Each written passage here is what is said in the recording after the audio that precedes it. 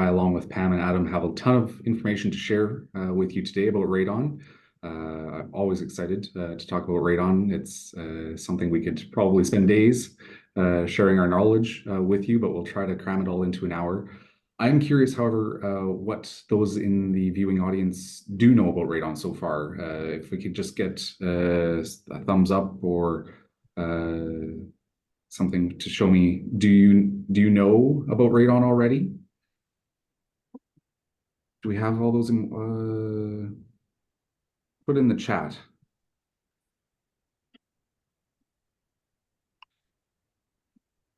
Not enough. Thanks, Eileen. I'm curious, have you tested for radon?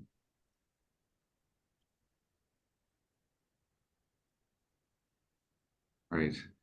And finally, the last step typically is have you mitigated should you happen to have tested high? So if that doesn't make sense to you, you have a lot to learn in this presentation. And if you're already a little ahead of the curve, we're going to provide the background information anyway, because it always helps to repeat it. Let's get going, Pam.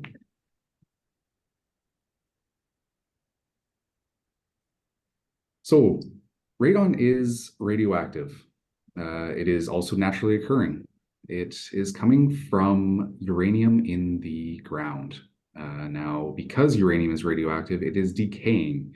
But as you can see from the beautiful diagrams here, one of the biggest differences is that uranium is a solid state, typically will not be mobile unless it is being purposefully excavated or mined or accidentally tracked in roots. But radon is a gas state, which makes it significantly more mobile and quite a pest when it comes to our health.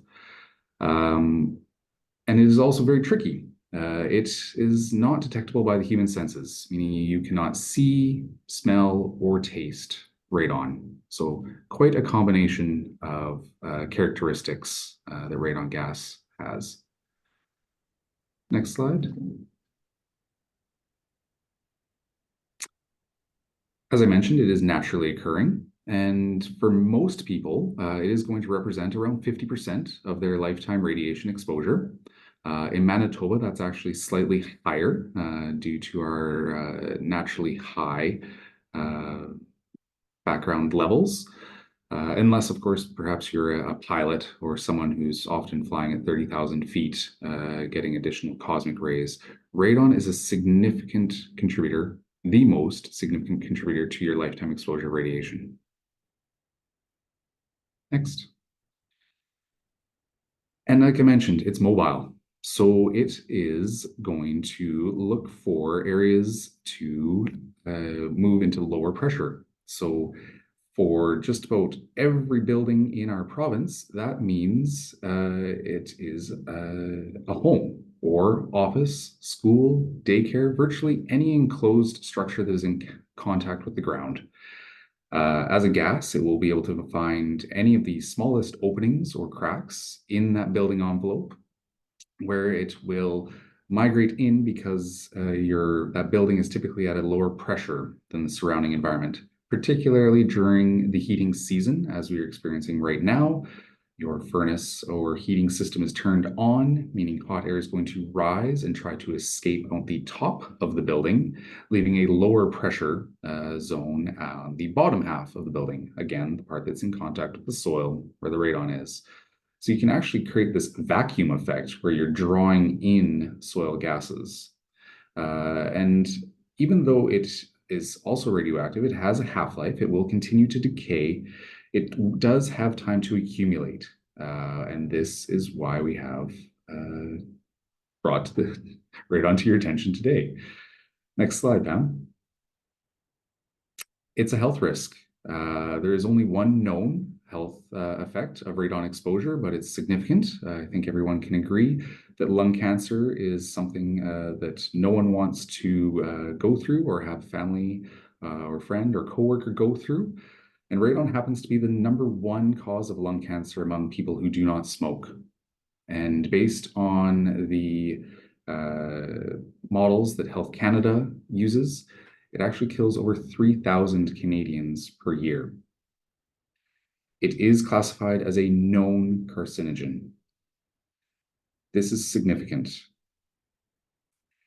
As you can see here, when compared to other risks, we're not doing enough about radon. I think it's clear. House fires, carbon monoxide, and car accidents are all dwarfed by the number of people whose lives are impacted by radon exposure. We're not going to stop driving anytime soon. You certainly have a risk of breathing in carbon monoxide or being in a structure that is prone to fire, but there are so many safety factors involved there that you can see the numbers are much lower. We need to get there with radon so that we can lower that number as well, because it is preventable. And I think that's a really important factor here to focus on. Next, please, Ben. So what has the federal government done about it? Well, the first national guideline was established in 1988. That level was at 800 becquerels per cubic meter. Following additional research and background information provided, it was decided by the Federal Provincial Territorial Working Group to lower that. And in 2007, 200 became our new guideline. And so just to give you a tiny bit of background, a becquerel is a unit of activity. So that means that every single second in every cubic meter of airspace, there could be up to 200 disintegrations of alpha particles decaying from radon. Significant amount of radioactivity happening right before us that you cannot, again, see, smell, or taste. There are subparts to the guideline, and I think they're all actually just as important, and I'll just kind of rehearse them here. The fact that when you have an annual average radon concentration above 200, remedial measures should be undertaken. Secondly, the higher the concentration, the sooner you should do something about it. And when you do something about it, you should do the best job possible, or in other words, as reasonably practicable. Turns out we have solutions for all of those. Next, Pam. Guideline was revised in 2007. So following this, we completed a more robust survey across the country. Back in the 70s, there were some cities that were sampled, but in 2010 through 2012, we sent out detectors across the entire country, fairly equally distributed across health regions. And you can see that mapped here. The color coding indicates the percentage of homes that exceeded the guideline. So the darkest color is the most radon-prone areas in the country, including right there in the middle, you can see Winnipeg and the surrounding area. Important to note that there were no areas of the country that were radon-free. Your best chances would be up in Nunavut, where most homes are not in direct contact with the ground, rather built on stilts or with skirting. So, furthermore, based on this amount of data, about 14,000 samples, we could see that even homes built side by side could have different radon levels, and that's really important. It's not just the source from the soil, it is the building construction, so the envelope, the mechanical features of that home that are moving air, as well as how the occupants use those features. Are you often using your kitchen exhaust fan, or do you have more people showering and using a bathroom exhaust fan? Is it balanced air with an air exchanger? Those kinds of things will all impact the amount of radon that is being drawn into the home. Next, Pam. Getting even more refined, one of Pam's programs, is a fantastic idea, is called the 100 Test Kit Challenge. And so across communities where we felt we didn't have quite enough data, 100 test kits were made available to a specific community to distribute for free to their citizens.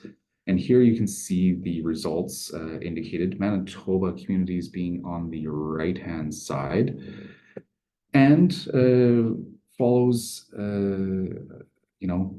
what we already knew about Manitoba was fairly radon prone, but we had not specifically identified communities such as Dauphin and Harrison Park there on the left, or on the far right, pardon me, where you can see 80% of the homes were testing above guideline. Very significant. I think I missed a question, but it'll come up in a couple slides.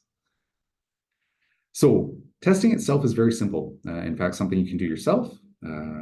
Basically, we're looking to measure the air that you are breathing. That is the risk to your lungs. Lung cancer is the health impact. So placing it in the lowest level of the home that is occupied for 4 hours per day is best. You want to choose a location that is away from drafts and other objects, and leave it in place for a 3-month period. The guideline is based on a lifetime exposure, so 70 years at 18 hours per day. So doing a quick grab sample is not necessarily reflective of the risk to your lungs. We settle on a 91-day period is considered a long-term test. Most of the devices are capable of being left for up to 12 months. However, interest and patience do drop off after a certain amount of time. So 91 days is the recommended test period. Next, Pam. Here you can see your options. So to do it yourself, what you're looking for is that long-term test kit. All of the Canadian companies that are selling approved devices and using accredited laboratories are listed at takeactiononradon.ca/test. You can choose by province or randomly. The price varies a little bit, but I would say the average is around $60, and that includes everything you need, including the detector itself, the instructions, the return mailing to the laboratory, the analysis, and a report. So that is a good option and one that most people choose. There are also certified professionals that are willing to do this work for you, and they have a variety of devices available and can help guide you through the process as well. And there are, I think, currently about 10 of them in Manitoba, if I'm correct, Pam? Give or take 10. So wouldn't be hard to find one in the Winnipeg region specifically. Next slide.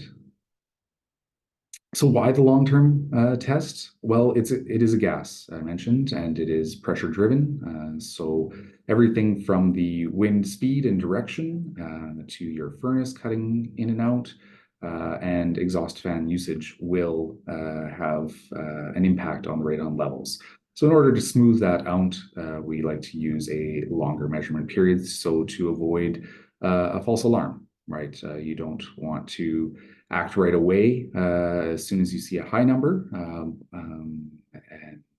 conversely, you don't want to neglect to take action if you happen to notice a low number first. So we like to see that long-term average before making a decision to mitigate. Next. When it comes to mitigation, like I said, we have this figured out. It is quite straightforward. Basically, you need to provide the radon a preferred pathway. This system is considered an active soil depressurization. You're going with typically a 4-inch or 10-centimeter pipe through the foundation or a barrier if you need to create one in the absence of a concrete foundation. Using a fan to draw the soil gas up and exhaust it outside where it will dilute. This is a fairly straightforward job. In most cases, can be done in under 1 day. And the benefit of it is that it meets those guideline subpoints of when you do something, do the best job possible and do it as quick as possible. Virtually as soon as you turn on that fan, it is going to draw the soil gas from underneath your foundation and exhaust it outside, and you will see the immediate impact. No matter what radon levels you start with, it will be as low as reasonably practicable in almost every situation. So this is the gold standard. Next.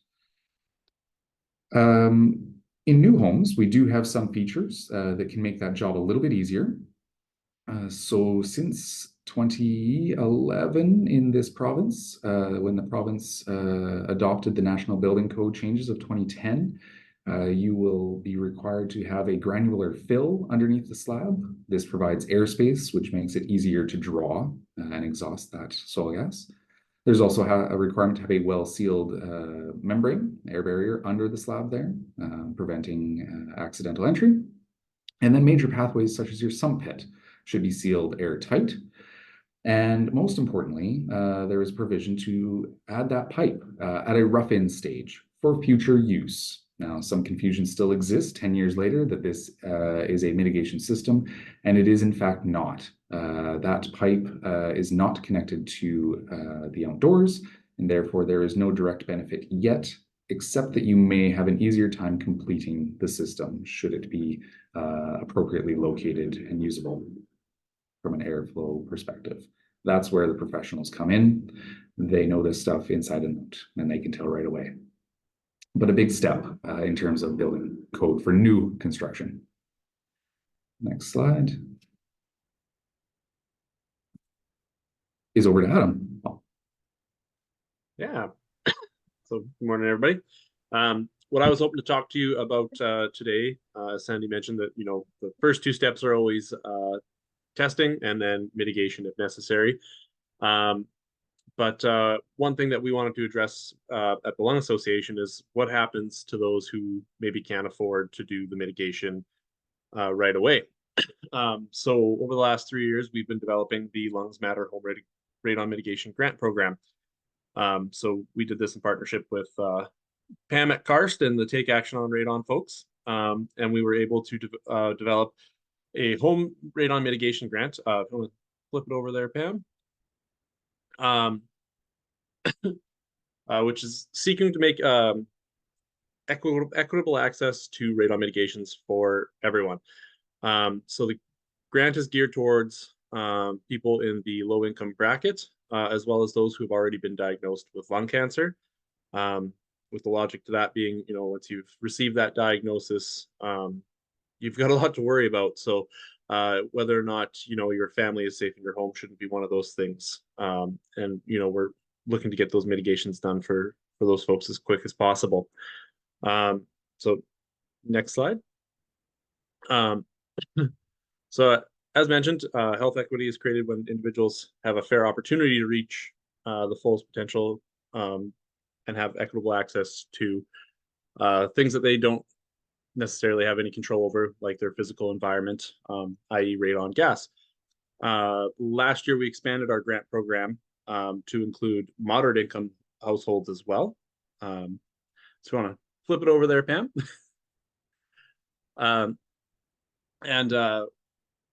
What that means is we've opened up the grant now to folks who are under the median income in their provinces as well. When we did a scan of what was out there to help affordability for radon mitigations, it was very sporadic and spread out. So a lot of it was either initiatives taken on by local municipalities, but very few provincial or federal government programs existed. In Manitoba here, Manitoba Hydro does have the energy efficiency program. So you can finance your radon mitigation through them for a not a low interest loan, but a moderate to interest rates these days loan, where they will lend you the money and you can take up to 5 years to pay back that financing plan for your home mitigation system. So it's through the same program that they do the energy efficiency windows and stuff like that. The link is included here for anyone interested in looking into that on their own. And like I said, there was other small programs that existed usually through local municipalities or other lung health charity groups like ourselves. Next slide. So Lungs Matter eligibility, as mentioned, we expanded it to include moderate incomes, which is below the median income of a province. The other criteria is you had to have tested with a 90-day test kit. As Sandy said, this is kind of the gold standard because it is gas that ebbs and flows. You have your high days and your low days. So we want to ensure that the grant is helping those who need it most. So the 90-day test kits is a requirement. A lot of digital ones on the market right now, which are good if you're doing long-term or continuous monitoring at home, but they're not what we would consider the gold standard. So we adhere to kind of the Health Canada guidelines on that one with the 90-day test kit. And you have to have the actual levels of over 200 becquerels. Those that have been diagnosed with lung cancer, they don't have to meet any of the income criteria. Like I said, that one is a different kind of logic behind our grant program. We're hoping to alleviate kind of the other pressures and stresses that you're dealing now with that diagnosis of, well, is my family safe? Am I safe? And then the final criteria is having a quote done by a C-NRPP certified professional. This one's important as well because these folks have had the training. Like Sandy said, there's around 10 of them in the province here, but they understand the pressure and the vacuum that goes into making sure that your home is safe after you get your mitigation system put in. So for us, that's a definite important part of the requirement. And a lot of these folks are familiar with our grant program here, especially in Manitoba. So they're happy to kind of share the information, walk you through the application process. So next slide. So the way the grant's set up is it's once you've applied and you've submitted your criteria, it goes to a grant committee comprised of industry professionals as well as the other folks from the charity groups funding this. And it's assessed every month, picking the best applicants that fit the criteria, and then administering the grants. So the actual mitigation will be grant is paid to the mitigator performing the work, and then therefore reducing the cost for the applicant on their final bill for their mitigation system. So next slide. So we said we've been running it for 3 years now, and we've gathered a few testimonials from folks that have received the grant.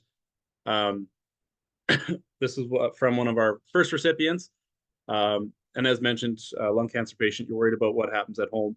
And I know this is maybe something that doesn't get brought up in a lot of the radon presentations, but even your pets at home are at risk for radon, especially because they are spending the majority of the day there. So this testimonial here was from one of our recipients,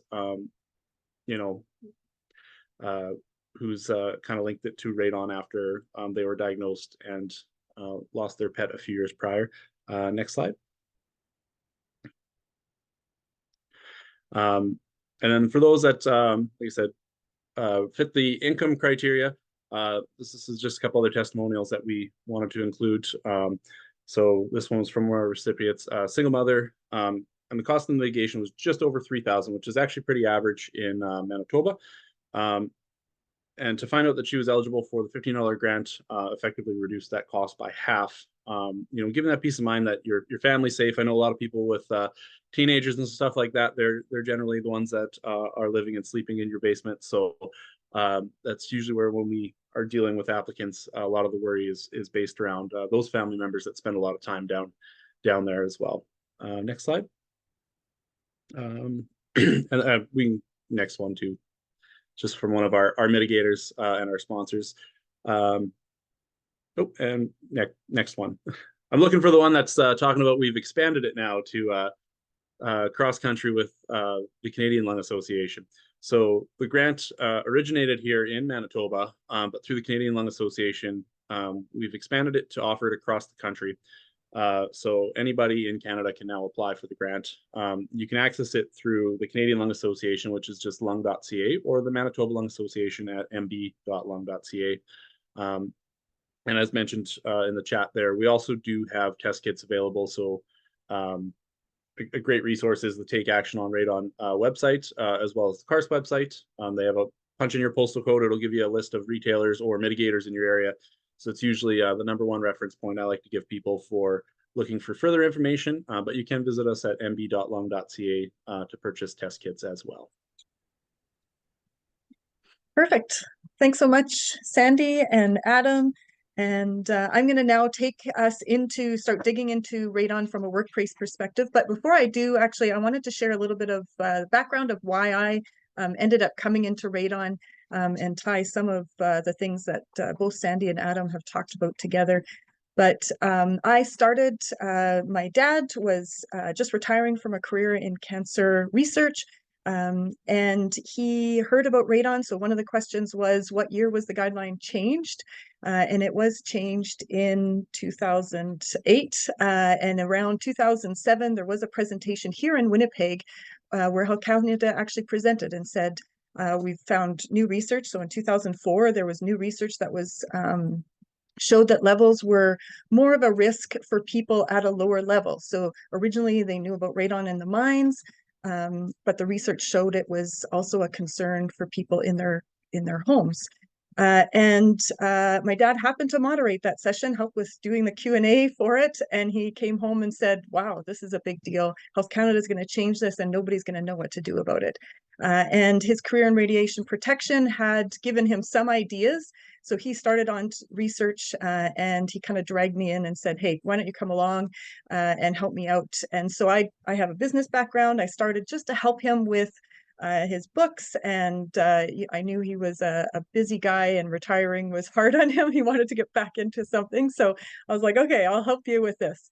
But as I got into it and started to hear some of the things that he was doing, and we started to interact with some of the customers, I realized what a significant issue this was, especially in Manitoba. We had a ton of research back from the 80s and the 90s of high levels across our province. We were interacting with people whose wives had been diagnosed with lung cancer, and they were wanting answers. They were kind of caught by surprise, wondering, how on earth should my wife have lung cancer when she's got no smoking, she's got no occupational exposures? What's going on here? And I started to get really engaged. And because it was just relatively new in Canada, there was no industry across the country. And so I started to connect with people like Sandy and the Manitoba lung organizations. And we kind of realized we needed an association to be able to have conversations together across the country on things. And so kind of moved into the association and the certification program.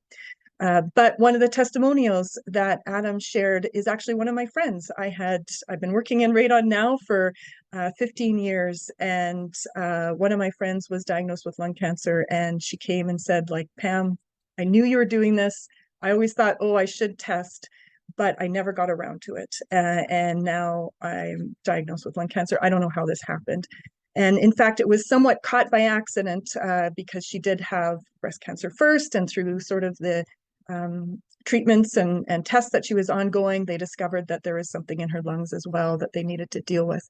And from her testimony, many of my friends now have tested. And so although I had been trying to tell people about radon for many years, unfortunately, it often takes something like that. But as Andy said, it is preventable. So I really want to affirm the fact that now is the time to test during the heating season. And so Sandy talked lots about testing in your home, and that really is one of our priorities, is to get people to test their home and reduce their radon levels in the place where they spend the most time.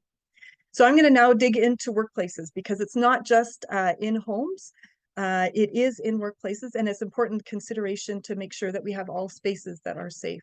And so there are, as Sandy mentioned, there is a national certification program. That's one of my responsibilities, to make sure that there are certified professionals across the country. And so we do have a list of professionals online that you can go and you can search up somebody to come and test. And from a workplace perspective, this is really helpful. So you can test in your workplace on your own. But it is a little bit more complicated steps. But I will talk through kind of how to test in a workplace. Okay, so I'm going to kind of lay out a little bit. I'm just going to give you a summary for what I'm going to do. I'm going to talk about prevalence so that we understand radon presence in our workplaces. Then I'll talk about it from a health and safety perspective, and I'll go into some of the details on testing. It's a little bit different than testing. It's similar, but also different from testing in a home. And then I'm going to talk about risk management. What happens if you do have high levels in your workplace? And just predictions. I'll talk a little bit about maps and why we don't use them, but we go use testing. So we do know that there is radon in our workplaces. Health Canada has done a federal building study. So Sandy mentioned that they had done a national residential study across the country. So we do know that Health Canada has surveyed radon in homes. And they also have tested their workplaces, and they published a report as well on the prevalence of their workplaces. And so across the country, 4% of the federal buildings tested above the 200 guideline. And that compares on a national level to 7% of our residences and 4% of federal buildings. So you can see that it is still a greater prevalence in homes than it is in workplaces, but it does exist in workplaces. Now, if we look at it from an occupational exposure perspective, CARST, a cancer research organization from SFU, has done research on exposure calculations, and they estimate 188,000 workers are exposed to radon in their workplace. And so if we take a look at how this breaks down, we can see that provincially, as we go across provincially, Manitoba is one of the more significant provinces that does have elevated levels in our workplaces. And so this is something that we do need to look at for sure in Manitoba. But not just Manitoba, because really even the provinces where there is low prevalence, we don't know which workplaces have high levels. So really every workplace should be tested. And Sandy compared radon exposure to some of the known health risks or fatalities that we face every day, we can often consider. But we also want to look at this from a workplace perspective. So these are some of the things that we often look at as, and they are important, health risks from a workplace perspective. And how does radon compare? Well, radon is a significant higher risk than many of the areas that we do take pretty seriously in our workplace. And so this scale is a little unusual. It's a logarithmic scale because of the magnitude of different levels. And so you can see that, there is a small risk on this end of the scale. But when then we start to look at radon, it is a significantly greater risk in a workplace than many things, including asbestos and diesel exhaust that we do know exist. And again, is preventable, just like those other risks are as well. And so it is really important to test so that we can prevent exposure to radon. Okay, so how do we choose? Where do we test and that sort of thing? Well, there are no areas of the country that are radon free. And so we do have stats. And in fact, we looked at a national level. So I mentioned 4% of our federal workplaces did test above guidance. We could go to a provincial level and look at the risks and which province is greater. Sandy did also look when we went to a community level. We also had, different levels of the prevalence within homes in a community, so we could do that for workplaces as well. But the reality is that we can't use these surveys as a tool to determine whether your workplace has radon in it or not. The only way to know if your workplace has radon is to test. And that includes both workplace as a traditional sense in an office or a warehouse, or where you go out to work, and it also is in your home workplace. So you should also be considering your space in your home environment if you work from home. Now, again, the same principles apply to workplace buildings as they do for homes. The idea is that the radon comes from the soil. So any building that has contact with the soil has a potential of having high radon in it. And when we start to dig into how to test in a workplace, in a home, one test is usually sufficient to determine whether the home needs to be mitigated. But in a workplace, Health Canada's guidance is to test all occupied rooms and to think about covering the footprint of the building. So all occupied rooms within the full footprint of the building. And so these are kind of 2D drawings, but you can kind of picture a building and how this would work. First of all, you would test all underground spaces. So all occupied rooms that are underground would all get tested. And then from that perspective, if you've got a building that has only one level underground.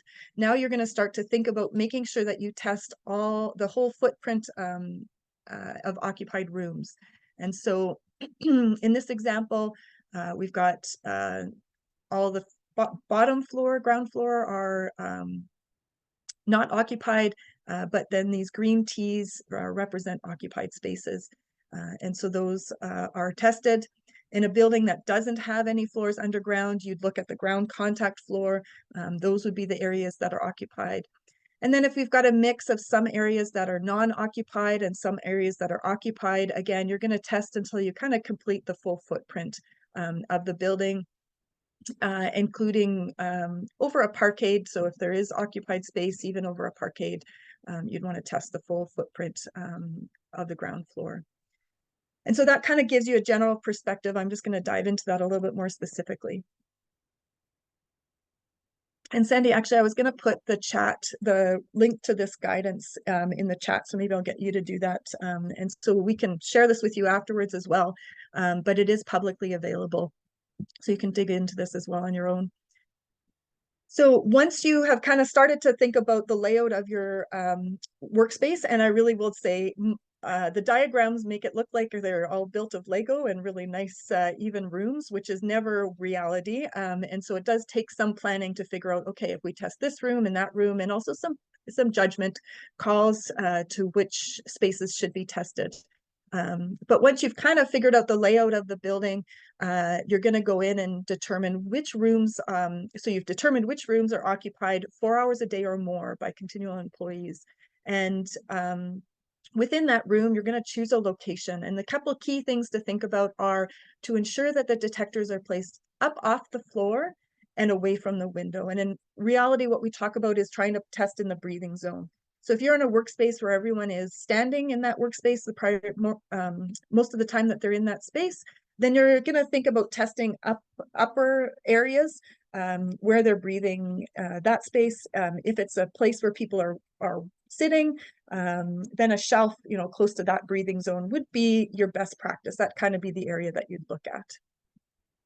And so once you go into a room, the other key things that you want to make sure is that that detector is going to stay there for 3 months. And many of our workspaces are also public spaces. And so that's really a key thing to think about. And so there is also allowance to hang the detector on the wall. And so you can put it in a space like that, so it does stay out of movement or touching from the public. You can also hang it from a ceiling as well. And so that's also really useful in a workplace, although all the ceilings are all different. So that does look different depending on the room. Now, once you are starting to look at where to place it, you will also need to keep in mind that you need to track the serial numbers. So you're going to track the serial numbers with the location where you've put it. Taking a picture is a really great idea. So that when you go back to retrieve the detector, it'll help you with figuring out where you did put it. And then you need to make sure you track the start and the end date. So the serial numbers, the location, the start and the end dates of that detector. And then the detector is going to stay in place for 3 months. It's going to go back to the lab that you've purchased it from or that you've obtained it from. And then the lab is going to analyze it and provide you with a report. And once you get that report, you need to make some decisions about whether you need to mitigate. And so Health Canada has some next steps as well here. And so in a workplace, a lot of our workplaces are controlled by HVAC. And so there may be different levels of the system running at different times of the day. So if a building is not used at night, the HVAC systems may be shut down a little bit throughout the night. And it is possible that the radon levels may spike during that nighttime time when it's unoccupied. And so the next step when you do get your report is to think about some of those rooms and whether they are may be affected by HVAC. And then you would do a second test. And this test would be done using a continuous radon monitor for 7 to 10 days to provide you with information about the radon level fluctuations. And so the graph that Sandy showed at the beginning of the report, which is why we don't test for a short term, because levels can go up and down, and you don't want to test just during a time when you've got kind of a false low level. This also can give us information, really useful information when it comes to fixing, because it can help us figure out, is the HVAC helping to reduce levels? And so that's the next step. And then the next step is to make a plan for mitigation. So Health Canada's recommendation is that currently, if your levels are above 200, that you take action to reduce. If they are between 2 and 600, that you would reduce them within 2 years. And if they're above 600, that you would reduce within 1 year. And so this is really helpful, especially from a workplace perspective, because some of these buildings are going to take a little bit of planning. So it is something that you can communicate to employees and talk about the fact that we've got a plan, we're following recommendations, that sort of thing. Okay, so then what happens if you do have high levels? There are ways to fix it. And so the first couple ways that we think about are, looking at sealing. So there are ways that you could look at in a building to seal and control the amount of radon coming in. And another thing is increased ventilation. But really the most effective way is often to look at the radon mitigation system, or as Sandy talked about, the active depressurization system. That really is one of the most effective ways. It means that you're now providing a pathway so that the gas goes from the soil and exits out the building. So it doesn't even provide a pathway in. So it bypasses entering the building. That is often the most effective way. But public workspaces are often complicated. They often have really good HVAC systems. So it is possible that you could dilute or you could reduce the radon levels using ventilation. And this can help in two ways. One is it changes the pressure. So radon comes in because it is a gas, and so it travels from high pressure to low pressure. And typically our homes or our buildings are under a low pressure environment where the ground is at a high pressure. And so by changing some of the HVAC settings, it is possible to change some of those pressure differentials, and you could reduce the radon that way. Another way is through dilution, by bringing in more air and expending air out. You are diluting the air, and so that's another way that can reduce it. And so I'll go into a little bit of details about this. And so you can use constant dilution, which means basically that you are continually bringing in fresh air and venting out conditioned air. Or you can use a dynamic dilution setting, which would have some type of a monitor on it that's keeping track of the radon levels. And so once it gets down to a certain level, then it may lower the amount of dilution that's coming. And so this could be useful because there can be differences between summer and winter times. Again, because of the radon comes in through different pressures, environment can affect it, the building use can affect it. And so you can have a little bit more control. One thing really important to keep in mind is that if you are using dilution or the HVAC system to control the radon levels, this really needs to be properly documented. So if those HVAC systems get shut down or get changed, that there is an understanding that this was one of the methods that you were keeping radon levels down, and radon should either be tested again, or there should be some type of constant monitoring to check to see, well, the HVAC is either being shut down for maintenance or or has been changed for whatever other reason, that you are checking to make sure what the radon levels are after that. Okay, so that's testing perspective. I'm just going to quickly go through from a regulatory perspective. So federal workplaces are covered by the Canadian Labour Code. So Sandy's going to dig into that. That's been recently changed. So he'll talk a little bit about that. And then also from a provincial perspective, we do have provincial occupational health and safety acts. And so there are different organizations across the country that do have radon information on their website, and they have dealt with radon. So in Ontario, for instance, the Ministry of Labour has actually brought in the NORM guidelines, which does have some radon specific guidance for workers, and that they are covered really so to protect workers directly from radon. Some of the other workplace organizations have more different language, so it's more about health and safety perspective. It's not directly stated that radon needs to be dealt with. But these organizations do have more specific radon information on their websites. And so really, if we kind of look at it from a broad perspective, all provinces do have general duty clauses that require employers to minimize hazards. And these are all broad enough to include radon. And in no case is radon specifically exempted.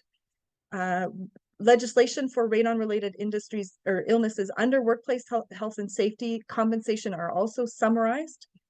So you can go dig in and find that in the Canadian Environmental Law document, and I'll reference that a few times here.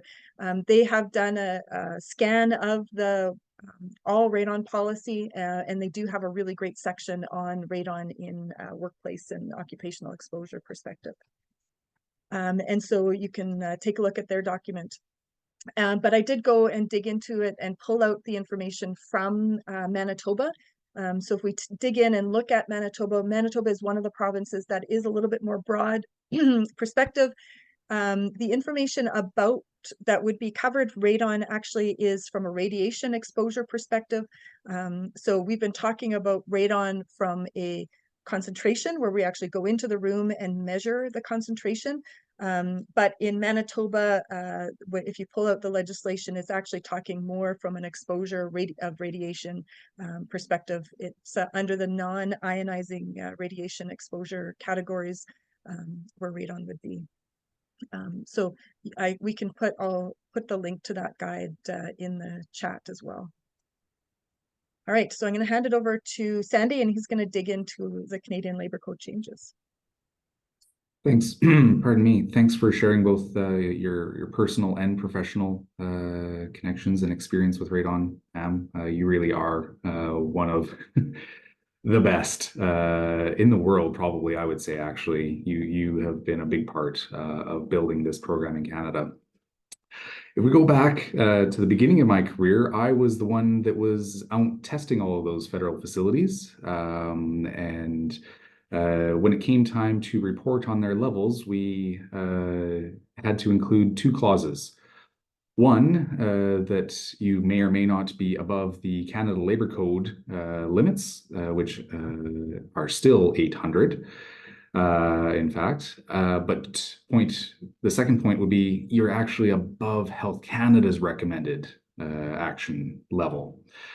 So we have been searching to harmonize that for a very long time. And the information I will provide to you here is all as a result of the fact that that process is underway and was open for public comment just last month, actually.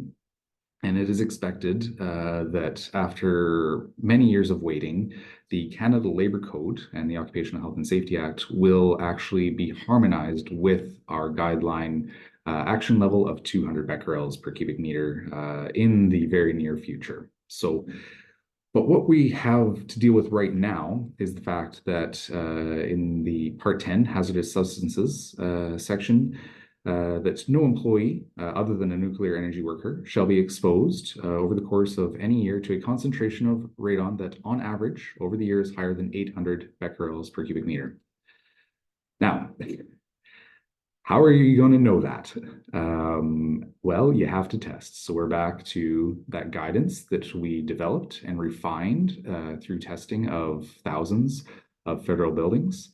And there are many more that are covered by the Labour Code for industries not specifically occupied by public servants, but those that are regulated federally that have yet to be tested. So this is important still, and I think it sets a very good example for others to follow at the provincial level as well.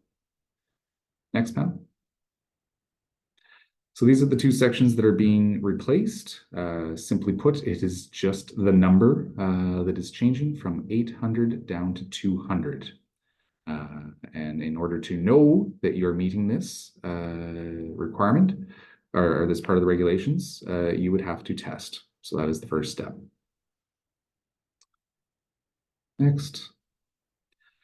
So this was as a result of a thorough and lengthy consultation, the decision being to improve the safety factor for all Canadians and reducing that number down to 200. There are countries and jurisdictions around the world that are even more strict. The United States, for example, would be the equivalent to 148. They use a different unit, but equivalent to 148, and some even require 100.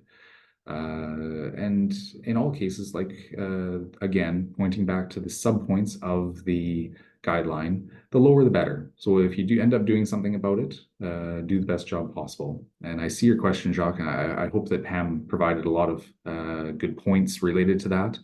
HVAC is certainly something that is first on the list for most building engineers. But there's many reasons why it is not the ultimate fix, and most importantly, because it's not dealing with the source, right? It's just a dilution, and you may have people who keep their door closed more often than expected. There may be unexpected blockages or imbalances in the system.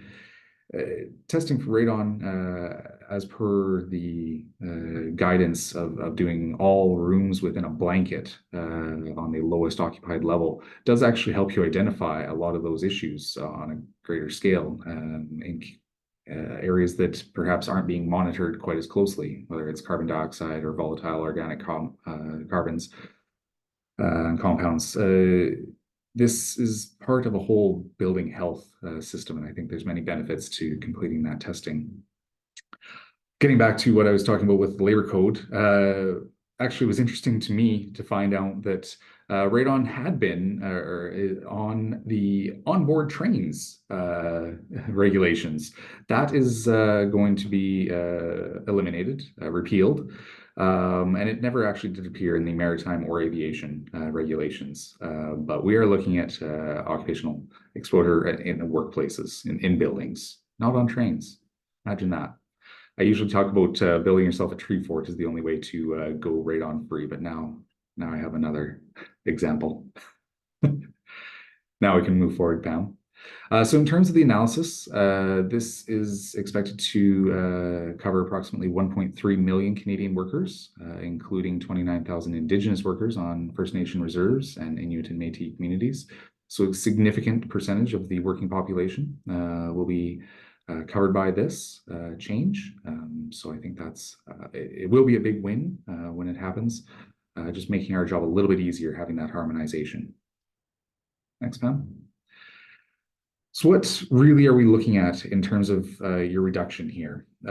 So the numbers that were used back in 07, back in 06 really, by the working group, considered your cumulative risk of getting lung cancer by age 75.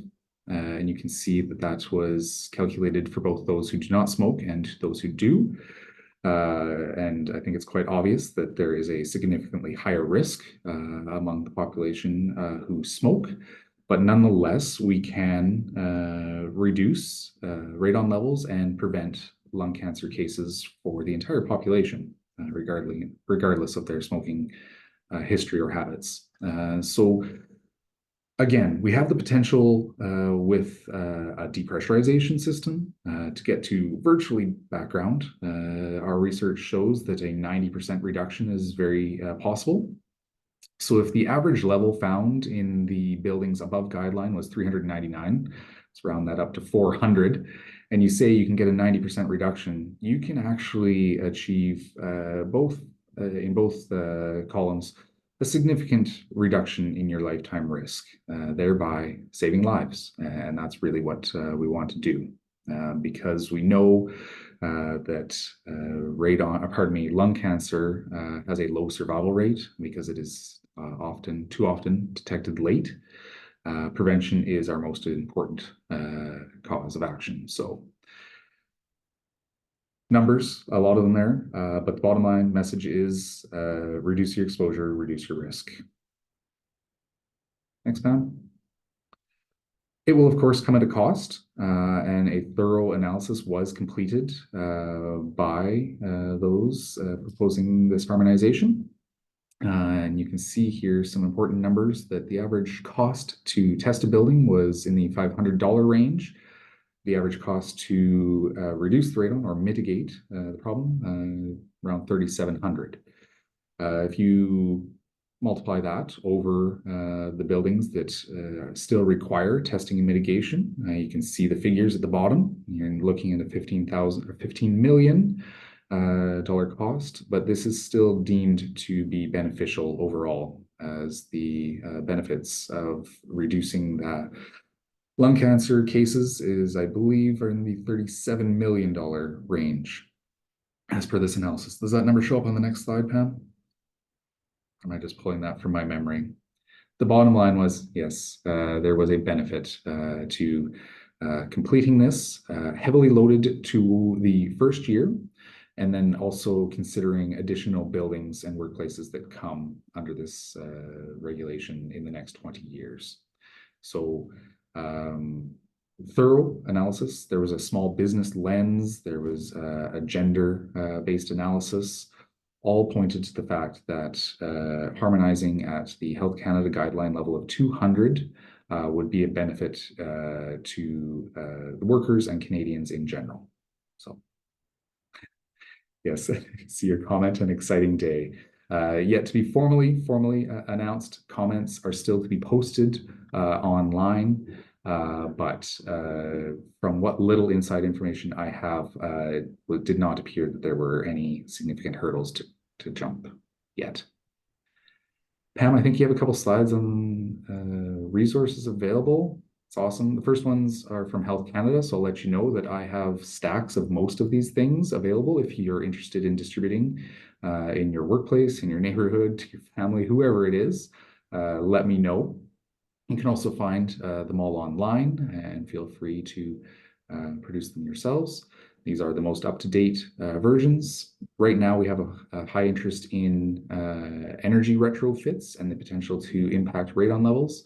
All data would suggest that when you tighten up the building envelope, you're potentially going to increase the radon levels. So something certainly to consider, not solving one problem and creating another, deal with them both. Lovely infographic, which helps show the effectiveness of different actions that you can take. Number one being depressurization, followed by ventilation. You can only do so much though. And then, as Pam did also note, the sealing of cracks is very labor intensive and not typically very effective unless it is done in conjunction with depressurization. A few more things about simple facts of it. It's in your home, as well as the fact that we would love to educate the real estate industry in this. The 91-day test recommendation does not fit well into a real estate transaction. However, it's still important for them to understand the health risks and their options for their clients. So some of the key resources that you can get from Health Canada. Pam, you have a few on the next slide, I think. Yeah, and Take Action as well. So Take Action on Radon is a national initiative to raise awareness on radon across the country. It's funded by Health Canada, but it's run or led by three organizations: CARST, myself, and then the Canadian Cancer Society, as well as Dr. Anne-Marie Nicol, a researcher out of Simon Fraser University. And so we have resources as well. We really would love it if you would put some posters up. So Sandy mentioned he's got a poster that you could put up. So you could do that 1 month, you could change it, put up a Take Action poster. But we've got one just generally, and both of them are bilingual. So you could put two up, one in French and one in English. We have bookmarks or postcards that are available, so people can just pick them up and take them home to help them remember to buy a test kit. There are specific information for medical practitioners. And so this is one of the lessons that we're learning. A lot of our people who have been diagnosed with lung cancer, one of their biggest frustrations is the doctor had no idea about radon. So we really are trying to improve that. There's definitely been movement in that in the last year or so. So we really are trying to help get information to our medical practitioners. So we've got a document there for them. We have pins, so if you've tested and you want to pin and show off the fact that you've tested, if you want a window cling for your front door so that everybody who walks through the door know that your radon has been tested and your house is low, we've got those too. So we want to help you, we want to ask you to help us with raising awareness, and we'll get you these materials to help us with it. So yeah, thanks so much to the team for the presentation. There are some really great questions, which I think we've covered a lot of them, but still maybe good to touch base on. One of them was testing. So Adam did put a link. So the Manitoba Lung does have a list of, or does have a test kit that you can purchase directly on their website. So you can go to that and purchase it. Maybe Adam, just throw that in the chat again. And then there is a list. I know in the chat somebody mentioned Canadian Tire. So yeah, Canadian Tire, I have checked and they do have the detectors. It's hard to find them. So you can go, Canadian Tire is wonderful because you can go on their website, you can find the bin and the number of the aisle where it is supposed to be. And so that is really helpful if you're looking for a radon detector. They did have passive detectors, the Alpha Track 91 days, as well as digital monitors available at Canadian Tire. So that is one thing. There is a couple digital monitors that are on recall, so just watch for that. The Take Action on Radon website, we do have a list of those, and then also the C-NRPP website, we do have a list on the website as well. If you look at our consumer guide report, that's on the front page, or that linked on the front page, there's that one there. All right, Tiffany, is there other questions that we should be answering? Yes, I saw the first question from Shock. I think this is the first potential Sandy talking about the guidelines has been revised, because he just missed the year what you mentioned, which years the guideline has been revised.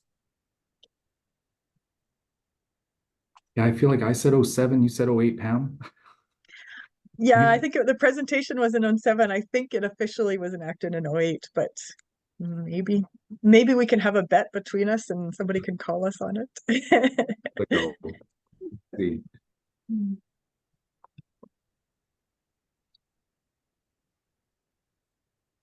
Pulling up the Canada Gazette where it was posted.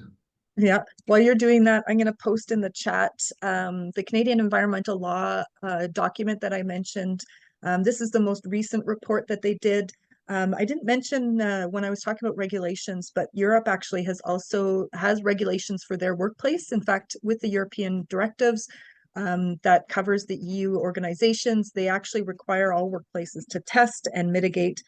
Most of their countries in Europe have a 300 becquerel guideline, so they have to mitigate. Some of them are different or changing, but the requirement is that they all test and reduce. If they're in the EU, and many of the other European countries like Norway that aren't currently part of the EU or weren't part of the EU are also have guidance, so they're testing in all their workplaces. Awesome. Yeah, maybe we can jump to another question while Sandy's doing his research. Slides available to share. Sorry, what was that, Tiffany? A presentation slide is available to share with the folks. I'm good with it. Yeah. Sandy and Yes. Adam. Yeah. Awesome. Thank you. Is there any questions, from the audience here we want to bring it up before we conclude the session here? So there was a question about new homes, which is a really, I think it came in just as Sandy was about to talk about the building code changes, which is great. But I will specify, so he mentioned 2011. So any home that was built, it usually takes a year for it to come in place. So if your home was built in either 2011 or 2012 and later, then you may have this stub pipe, or you should have a stub pipe. So it's a typically white, it might be black pipe in your basement, and that does not fix the radon. It's just there for a mitigation system if you do need to install one. So you should test your home and then determine if you do need it fixed. One thing to note, if you do have that pipe, in the early days, they were not properly sealed and labeled. And so I would go down, if your house is around that age or early or later, take a look and see if you can find that pipe. Make sure it is capped, make sure it's properly airtight sealed, because that goes right through into the ground. And then it's supposed to be extended out to help with venting the radon out if you do have high levels. So make sure it's capped and sealed. and then make sure you test your home to see if you do need to use that system. And I see you found the answer. All right, Sandy, kudos to you. You're right. I was wrong. Yeah. I didn't get hired till 08, so that must be what you were thinking.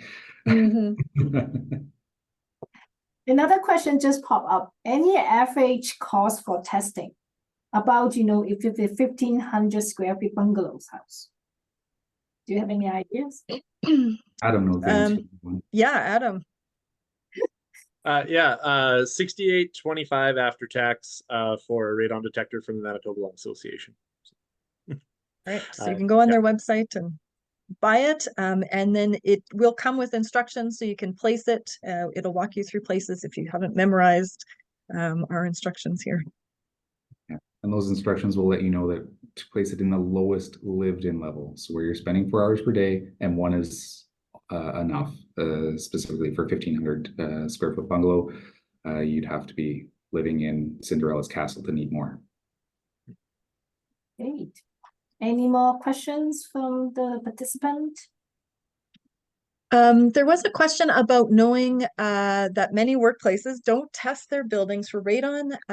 Are there proactive measures to take in reducing it? So this is a little bit more complicated question than it looks on the surface, because really, as a worker in the workplace, you probably aren't the one who looks after the maintenance, or you might not be the one that looks after these kinds of things, but it is something that we do have documents and resources to help with those conversations. So if you want to advocate to your health and safety committee about testing, we can certainly help you with some information to go to them and share this information with them. If you do want to test your own workplace, we can also, or I can also help connect you and support you with that. The way that the legislation seems to work in Manitoba is workplaces aren't required to test, but if it's a known issue, then they are required to fix it. At least that's sort of from our reading what it looks like. And then there are things that can be done to lower levels. So we can certainly, it is complicated because workplaces are all different. But once you kind of look at it, each building as its own, there's definitely recommendations that can be made to reduce levels.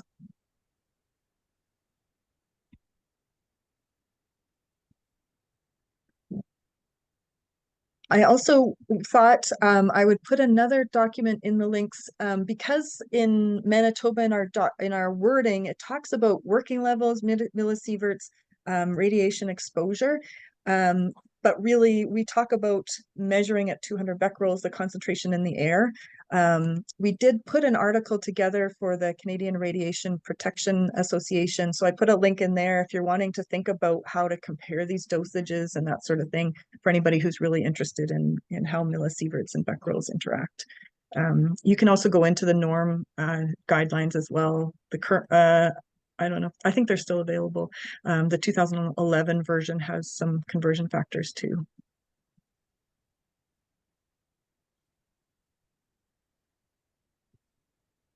Wow. Good. And awesome. Yeah. So Pam, Sandy, and Adams, thank you so much. You guys have given us a really, really good awareness information, and really, really great information you share with the audience here about radons, and then how the resources, how to get it tested, how the labor code, and then the guidelines, everything, to impact the people's at home and at work, right? So yeah, I appreciate it, how you're sharing your knowledge. It's really, really important, and that the folks knows, how important that issue around in Manitoba. Thank you so much again. So this session is already recorded. I will be giving up to the participant and also put up on our website for people we could review it later on, and also as well your slide deck too. Yeah. Thank you. And thank you all the folks joining us, this session.